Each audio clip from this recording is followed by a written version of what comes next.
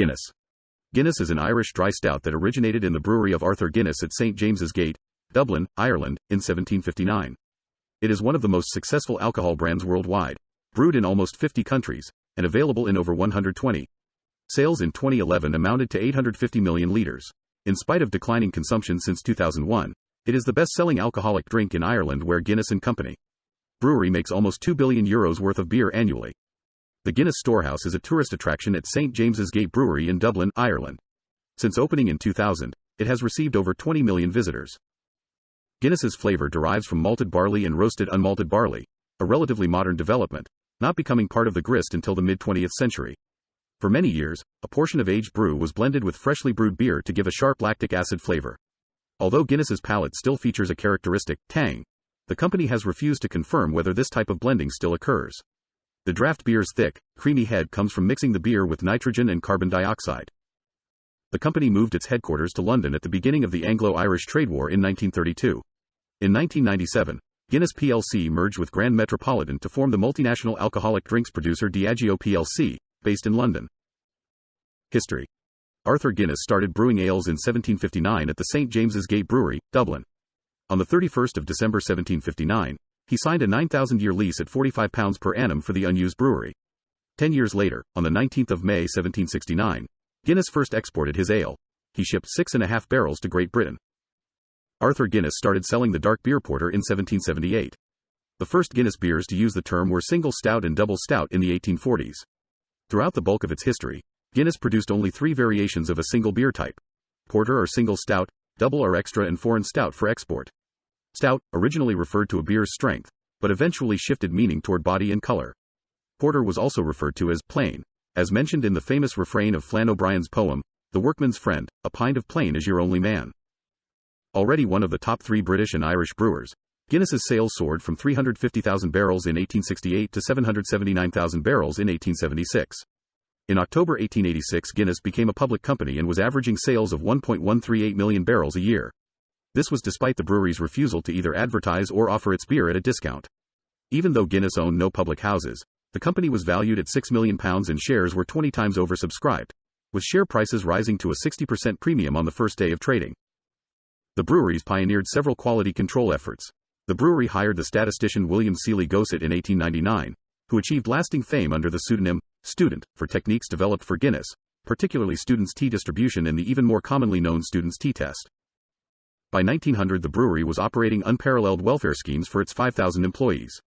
By 1907, the welfare schemes were costing the brewery £40,000 a year, which was 1/5 of the total wages bill. The improvements were suggested and supervised by Sir John Lumsden. By 1914, Guinness was producing 2.652 million barrels of beer a year, which was more than double that of its nearest competitor Base, and was supplying more than 10% of the total UK beer market.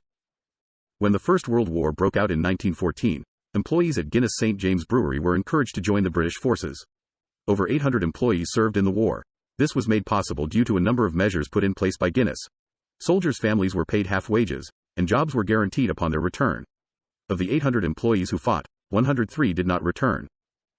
During the Second World War, the demand for Guinness among the British was one of the main reasons why the UK lifted commerce restrictions imposed in 1941 to force Ireland into supporting the Allied powers. Before 1939, if a Guinness brewer wished to marry a Catholic, his resignation was requested.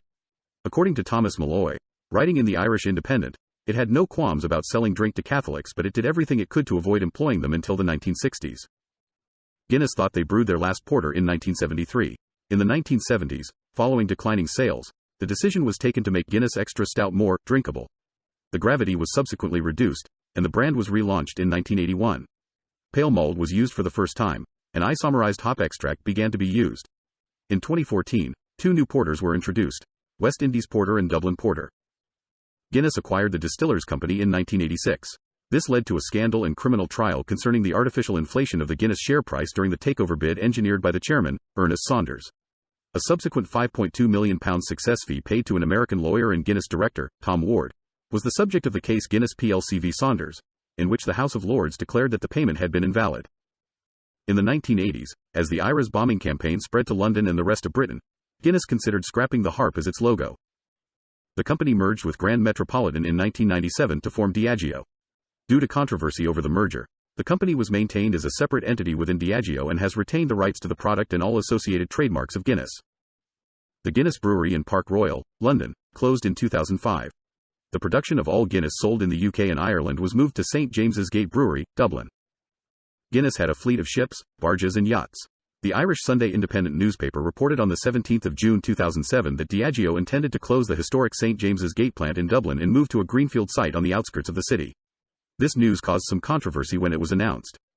Initially, Diageo dismissed talk of a move as a rumor, but as speculation mounted in the wake of the Sunday Independent article, the company confirmed it was undertaking a significant review of its operations. This review was part of the company's ongoing drive to reduce the environmental impact of brewing at the St James's Gate plant.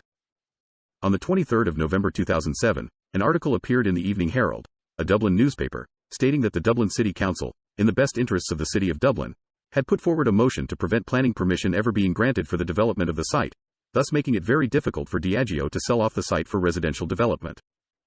On the 9th of May 2008, Diageo announced that the St James's Gate Brewery will remain open and undergo renovations, but that breweries in Kilkenny and Dundalk will be closed by 2013 when a new larger brewery is opened near Dublin.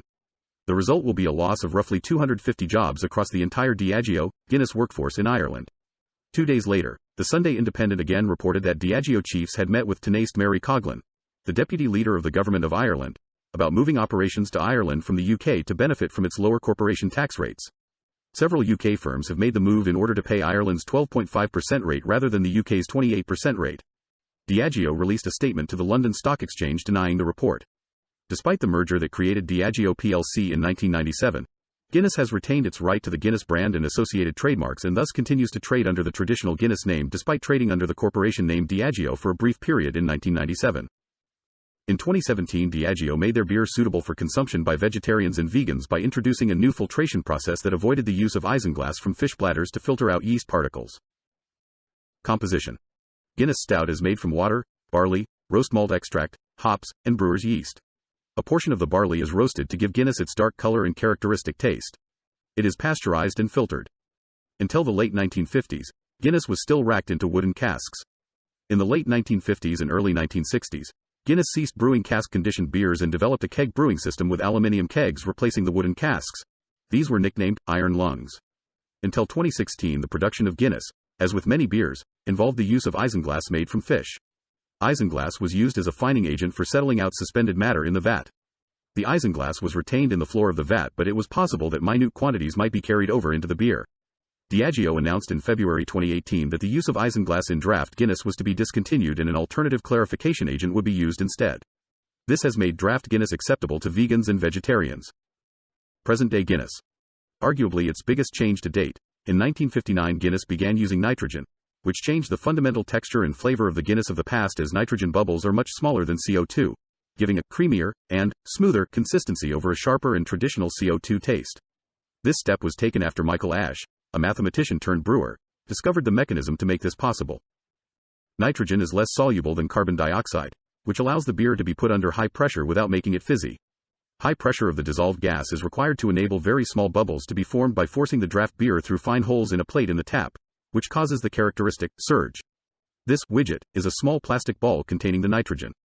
The perceived smoothness of draft Guinness is due to its low level of carbon dioxide and the creaminess of the head caused by the very fine bubbles that arise from the use of nitrogen and the dispensing method described above. Foreign Extra Stout contains more carbon dioxide, causing a more acidic taste. Contemporary Guinness Draft and Extra Stout are weaker than they were in the 19th century, when they had an original gravity of over 1.070. Foreign Extra Stout and Special Export Stout, with a BV of 7.5% and 9% respectively, are perhaps closest to the original in character. Although Guinness is black, and is referred to as the black stuff, it is also, officially, referred to as a very dark shade of ruby. The most recent change in alcohol content from the import stout to the extra stout was due to a change in distribution through North American market. Consumer complaints influenced subsequent distribution and bottle changes. Health. Guinness ran an advertising campaign in the 1920s which stemmed from market research. When people told the company that they felt good after their pint, the slogan, created by Dorothy L. Sayers, "Guinness is good for you." Advertising for alcoholic drinks that implies improved physical performance or enhanced personal qualities is now prohibited in Ireland. Diageo, the company that now manufactures Guinness, says, "We never make any medical claims for our drinks." A 2003 study found that stouts such as Guinness could have a benefit of helping to reduce the deposit of harmful cholesterol on artery walls. This was attributed to the higher levels of antioxidants in stouts than in lagers, though the health benefits of antioxidants have been called into question, and Diageo, the company that now manufactures Guinness, said, "We never make any medical claims for our drinks." Guinness has acquired a reputation for causing extremely smelly flatulence. Varieties. Guinness Stout is available in a number of variants and strengths, which include Guinness Draft, the standard draft beer sold in kegs, 4.1 to 4.3% alcohol by volume. The extra cold is served through a super cooler at 3.5 degrees Celsius. Guinness Foreign Extra Stout, 7.5% ABV version sold in Europe, Africa, the Caribbean, Asia, and the United States. The basis is an unfermented but hopped Guinness wort extract shipped from Dublin, which is added to local ingredients and fermented locally. The strength can vary. For example, it is sold at 5% ABV in China, 6.5% ABV in Jamaica and East Africa, 6.8% in Malaysia, 7.5% in the United States, and 8% ABV in Singapore. In Nigeria, a proportion of sorghum is used. Foreign Extra Stout is blended with a small amount of intentionally soured beer. Formerly, it was blended with beer that soured naturally as a result of fermenting in ancient oak tuns with a Brettanomyces population. It is now made with pasteurized beer that has been soured bacterially. It was previously known as West Indies Porter, then Extra Stout, and finally Foreign Extra Stout. It was first made available in the UK in 1990. Guinness Special Export Stout, commissioned by John Martin of Belgium in 1912. The first variety of Guinness to be pasteurized, in 1930. 8% ABV. Guinness Bitter, an English-style bitter beer, 4.4% ABV. Guinness Extra Smooth, a smoother stout sold in Ghana, Cameroon and Nigeria, 5.5% ABV. Malta Guinness, a non-alcoholic sweet drink, produced in Nigeria and exported to the UK, East Africa, and Malaysia. Guinness Zero ABV, a non-alcoholic beverage sold in Indonesia. Guinness Mid-Strength, a low-alcohol stout test marketed in Limerick, Ireland in March 2006 and Dublin from May 2007 to 2.8% ABV. Guinness Red, brewed in exactly the same way as Guinness except that the barley is only lightly roasted so that it produces a lighter, slightly fruitier red ale. Test marketed in Britain in February 2007 to 4% ABV.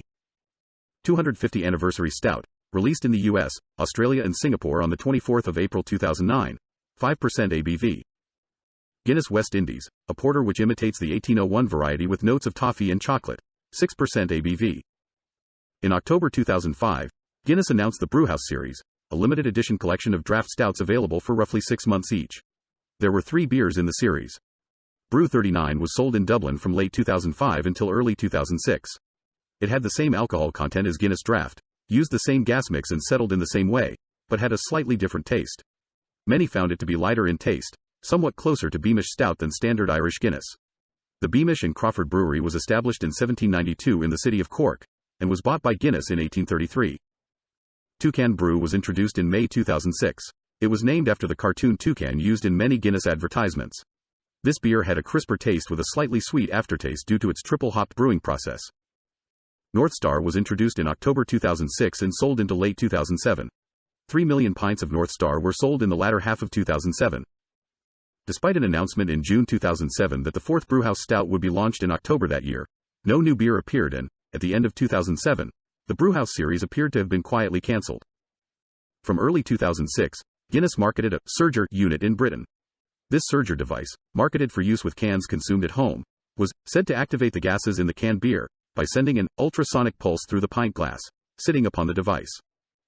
Withdrawn Guinness variants include Guinness's Bright Lager, Guinness's Bright Ale, Guinness Light, Guinness XXX Extra Strong Stout, Guinness Cream Stout, Guinness Milk Stout, Guinness Irish Wheat, Guinness Gold, Guinness Pilsner, Guinness Brio, Guinness Shandy, and Guinness Special Light. Brio was a wheat beer. It cost around £5 million to develop.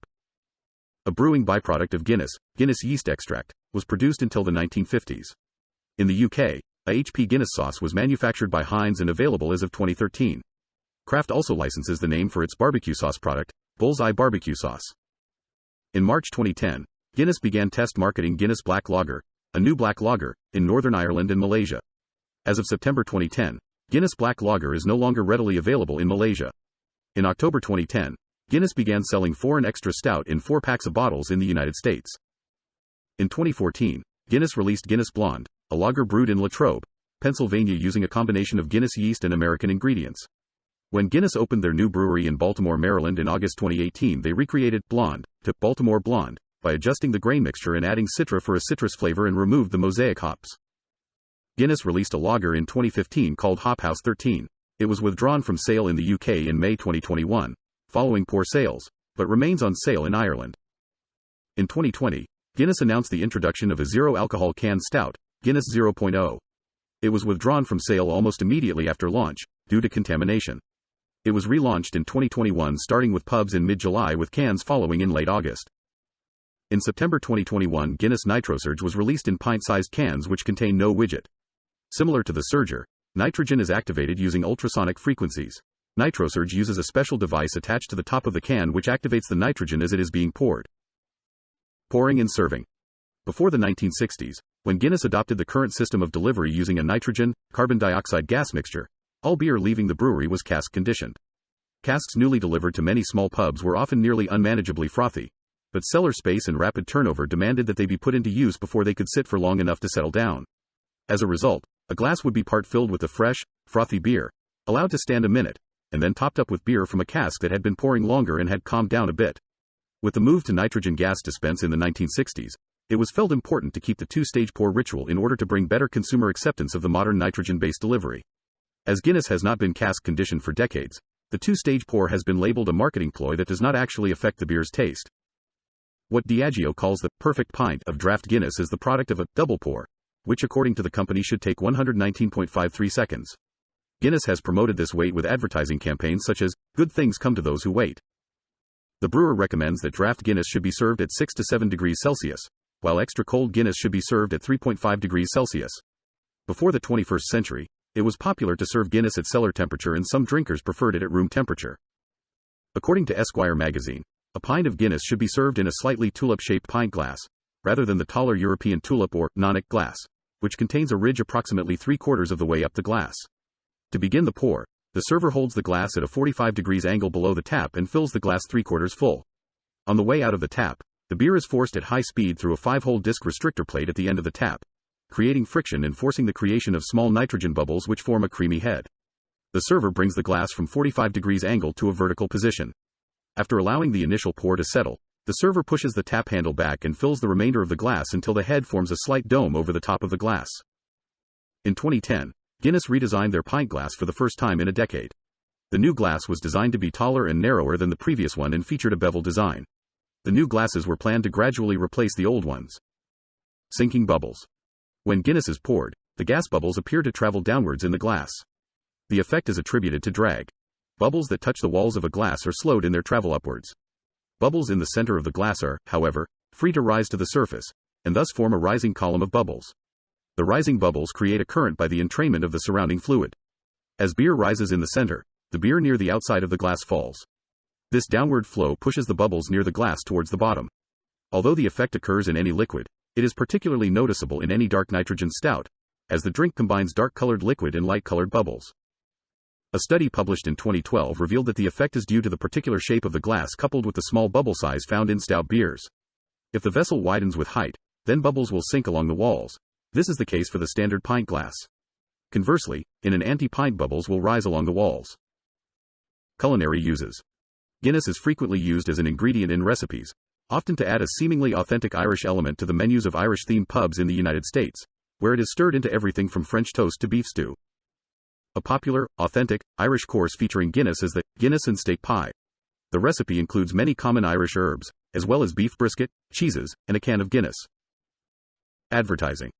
The Guinness harp motif is modeled on the Trinity College harp. It was adopted in 1862 by the incumbent proprietor, Benjamin Lee Guinness.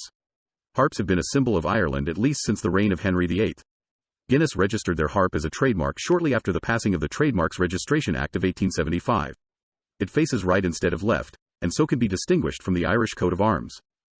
Since the 1930s, in the face of falling sales, Guinness has had a long history of marketing campaigns, from television advertisements to beer mats and posters. Before then, Guinness had almost no advertising, instead allowing word of mouth to sell the product. The most notable and recognizable series of advertisements was created by S. H. Benson's advertising, primarily drawn by the artist John Gilroy, in the 1930s and 1940s. Benson created posters that included phrases such as, "Guinness for strength," "Lovely day for a Guinness," "Guinness makes you strong," "My goodness my Guinness," and most famously, "Guinness is good for you." The posters featured Gilroy's distinctive artwork and more often than not featured animals such as a kangaroo, ostrich, seal, lion and notably a toucan, which has become as much a symbol of Guinness as the harp. Dorothy L. Sayers and Bobby Bevan, copywriters at Benson's, also worked on the campaign.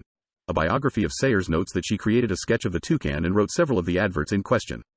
Guinness advertising paraphernalia, notably the pastiche booklets illustrated by Ronald Ferns, attract high prices on the collectible market. Many of the best-known Guinness television commercials of the 1970s and 1980s were created by British director Len Fulford. In 1983, a conscious marketing decision was made to turn Guinness into a cult beer in the UK, amidst declining sales. The move halted the sales decline. The Guardian described the management of the brand. They've spent years now building a brand that's in complete opposition to cheap lagers, session drinking and crowds of young men boozing in bars. They've worked very hard to help Guinness drinkers picture themselves as twinkly-eyed, Byronic barroom intellectuals, sitting quietly with a pint and dreaming of poetry and impossibly lovely redheads running barefoot across the peat. You have a pint or two of Guinness with a slim volume of Yeats, not 8 mates and a 19-pint bender which ends in tattoos, A&E, the Ed, and herpes from a hen party. In the late 1980s and early 1990s, in the UK, there was a series of darkly humorous adverts, featuring actor Rutger Hauer, with the theme, Pure Genius, extolling its qualities in brewing in target market. The 1994-1995 anticipation campaign, featuring actor Joe McKinney dancing to Guaglione by Perez Prado while his pint settled, became a legend in Ireland and put the song to number 1 in the charts for several weeks. The advertisement was also popular in the UK where the song reached number 2. From 1999 to 2006, the Michael Power advertising character was the cornerstone of a major marketing campaign to promote Guinness products in Africa. The character, played by Cleveland Mitchell, was portrayed to have been born in Jamaica and raised in Great Britain. By 2003, it became one of the best-known alcohol advertising campaigns in Africa. Joe Foster of the BBC referred to Power as Africa's very own James Bond. In 2000, Guinness's 1999 advertisement, Surfer, was named the best television commercial of all time, in a UK poll conducted by the Sunday Times and Channel 4. This advertisement is inspired by the famous 1980s Guinness TV and cinema ad, Big Wave, centered on a surfer riding a wave while a bikini-clad sunbather takes photographs. The 1980s advertisement not only remained a popular iconic image in its own right, it also entered the Irish cultural memory through inspiring a well-known line in Christy Moore's song, Delirium Tremens. Surfer was produced by the advertising agency Abbott Mead Vickers BBDO. The advertisement can be downloaded from their website. Guinness won the 2001 Clio Award as the Advertiser of the Year, citing the work of 5 separate ad agencies around the world. In 2002, Guinness applied the Michael Power formula to Asia with the character Adam King. The campaign featured such taglines as, "Everyday someone, somewhere achieves something new." Sometimes on a grand, dramatic scale, sometimes on a more personal scale. As of 2004, Guinness ranked among the top 3 beer labels in Singapore and Malaysia, with a 20% market share across Southeast Asia. Malaysia was the brand's 3rd largest market in the region and the 6th largest market worldwide. In 2003, the Guinness TV campaign featuring Tom Crean won the Gold Shark Award at the International Advertising Festival of Ireland, while in 2005 their Irish Christmas campaign won a Silver Shark. This TV ad has been run every Christmas since its debut in December 2004 and features pictures of snow falling in places around Ireland, finishing at St. James's Gate Brewery with the line, "Even at the home of the black stuff they dream of a white one." The UK commercial, Noi to Love, first broadcast in October 2005, was one of the most awarded commercials worldwide in 2006. In 2006, Diageo, owner of the Guinness brand, replaced the Michael Power campaign with the Guinness Greatness campaign, which they claim emphasizes the drop of greatness in everyone, in contrast to the high-tension heroics of the Power character.